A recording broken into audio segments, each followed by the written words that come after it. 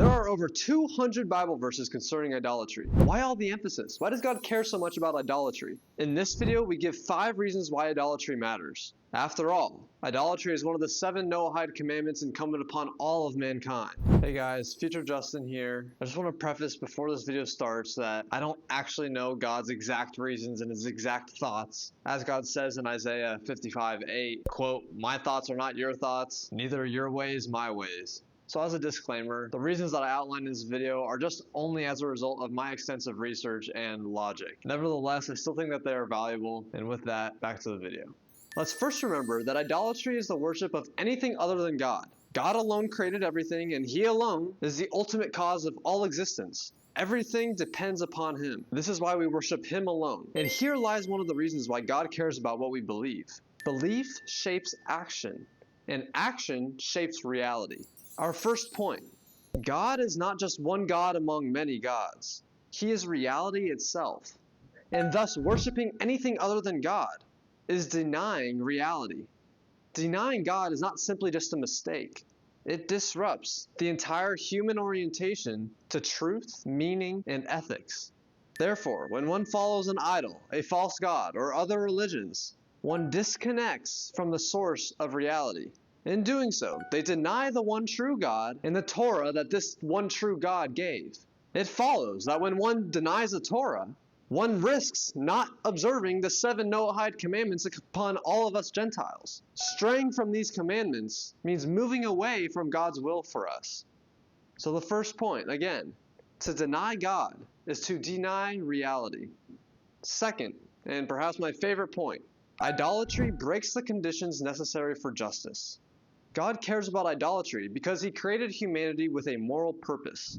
For that purpose to be fulfilled, there must be an objective ethical standard, a fixed foundation of right and wrong, a relationship of accountability, someone to whom we are ultimately responsible, and a universal lawgiver, one source of authority who sets the moral rules for all people. And as Deuteronomy 10 teaches, God is the ultimate judge and lawgiver. Without a singular God, there is no universal moral authority. Idolatry, worshiping multiple gods or other gods, fragments this authority to the one true God. This leads to moral relativism, where justice becomes subjective and inconsistent. A perfect society cannot run like this. And so again, our second point is that idolatry breaks the conditions necessary for justice. Our third point, God wants humans to align with justice and truth. He doesn't want humans to bend gods to justify our appetites. And here's what I mean by this.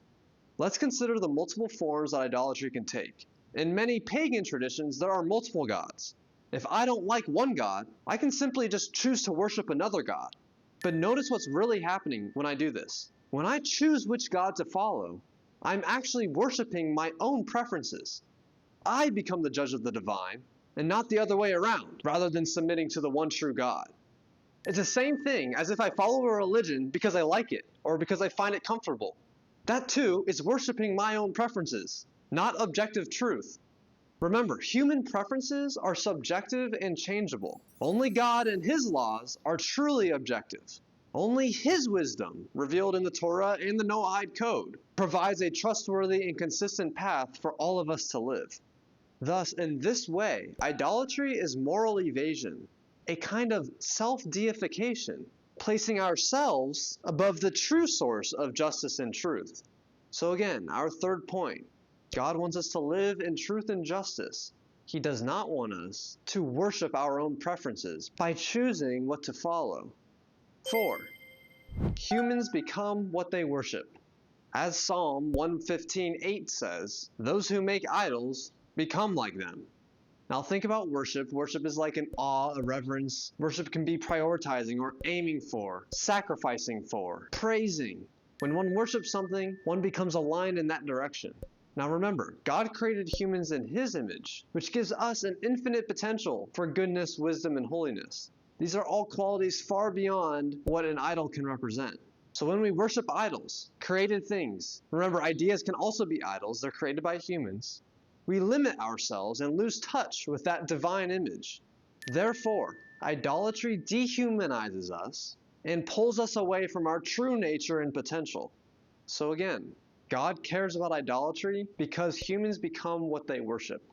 Okay, now our fifth point, and then we'll move on to an awesome parable. And this one's a little bit more spiritual, so it may not sit as well with some, but it's still important nonetheless. A world that follows the Noahide code, but neglects God, is a world that is spiritually lost. God is central to our lives.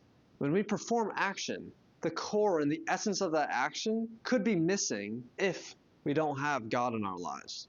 If you follow the Noahide code but neglect God, your actions may be proper, but service to God also requires an inward holiness, a spiritual refinement.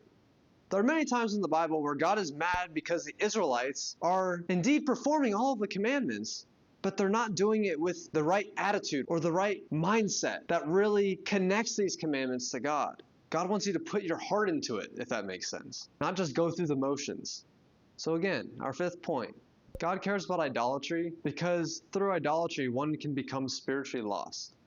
Now let's move on to the parable. It's said that idolatry is like spiritual adultery.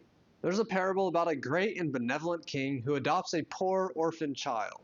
The king raises the child in the palace, gives him beautiful clothes, educates him, feeds him, surrounds him with love and wisdom, gives him everything that he could want, and most importantly, he treats him as his own. But one day, when the child has grown, the child wanders outside the palace walls. And in walking, he sees a street magician performing tricks, illusions, sleight of hands, nothing actually real. But nevertheless, the child becomes enchanted, so much so that he follows the magician and forgets the king who gave him everything. In doing so, the child chooses illusion over reality, cheap thrills over eternal truth. So the king watches in his palace window. He's heartbroken. But he's heartbroken not because he's angry in a selfish sense, but because he sees how the child is settling for lies. The child is degrading himself, walking away from a lovely life that was truly his. So similarly, God is the source behind everything, behind all existence, and he is heartbroken for us when we deny his truth, the ultimate truth. To summarize, God cares about idolatry not because he's threatened by rivals, but because we are. When we get God wrong, we get everything else wrong. These include truth, justice, selfhood, society. Again, remember, God cares about idolatry because 1. To deny God is to deny reality. 2. Idolatry breaks the conditions necessary for justice. 3. God wants us to align with truth and justice, not to justify our subjective appetites by following these other gods or other religions just because we want to, because they're appealing to us. 4. Humans become what they worship.